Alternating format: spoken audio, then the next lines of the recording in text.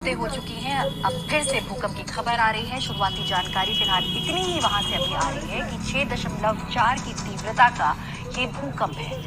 हमारे साथ हमारे सहयोगी उमा शंकर सिंह जुड़ रहे हैं। उमा, क्या अपडेट्स मिल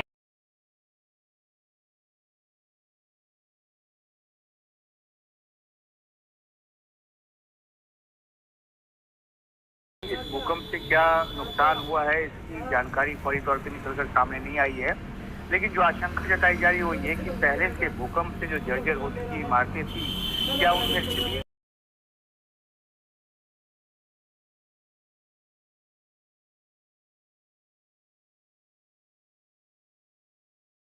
ऐसी इमारतें जो कमजोर हुई थी उनके गिरने का खतरा था।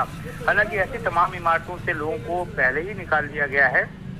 बहुत सारे जो रेस्क्यू जो टीम है वो वहां पर काम कर रही है।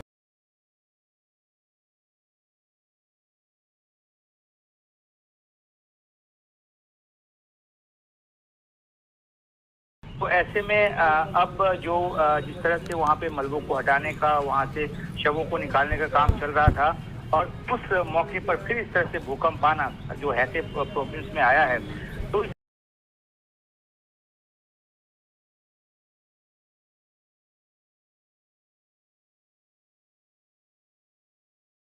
तबाही जो है वो तकरीबन 500 स्क्वायर किलोमीटर के दायरे में हुई है। तो इतना बड़ा नुकसान पहले ही तुर्की और सीरिया दोनों को उठाना पड़ा है और ऐसे में इस तरह का भूकंप आना और ज़्यादा जानी नुकसान की आशंका को बढ़ा देता है।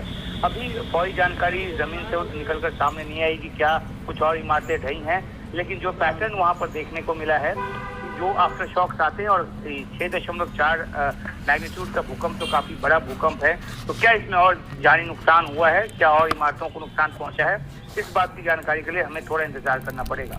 गीता। उमा, आप बीते दिनों तुर्की में ही थे, वहां से लगातार तस्वीरें आप हमको दिखा रहे थे।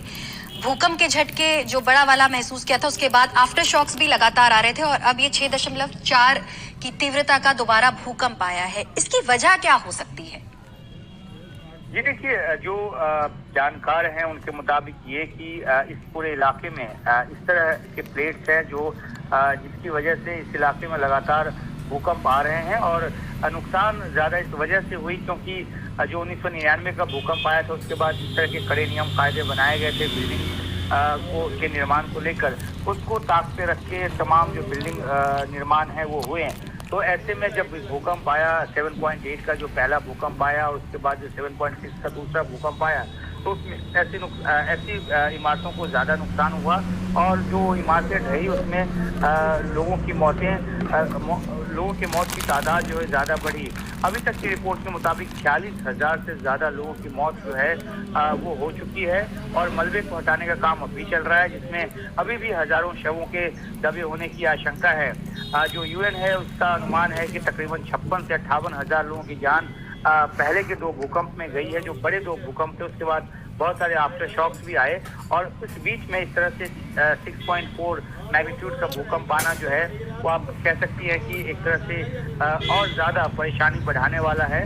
और जो वहाँ पे प्रशासनिक अमला है जो पहले से रेस्क्यू ऑपरेशन में लगा है, बचाव कार्य में लगा है, उसकी चुनौती को और ज़्यादा बढ़ाने वाला है क्योंकि इलाका इतना बड़ा है तबाही का, हर जगह प्रशासनिक अमला शुरू में पहुँच भी नहीं पाया और ऐसे में नए भूकंप की वजह से और ज़्यादा अगर नुकसान होता है तो जाहिर सी बात है जो पहले से ओवर स्ट्रेस वहाँ पे प्रशासन है उसके ऊपर दबाव और ज़्यादा बढ़ेगा। तो इसलिए ये भूकंप जो है उसको लेकर अभी ये जानकारी क्या है उस पर नज़र रखी जा रही है।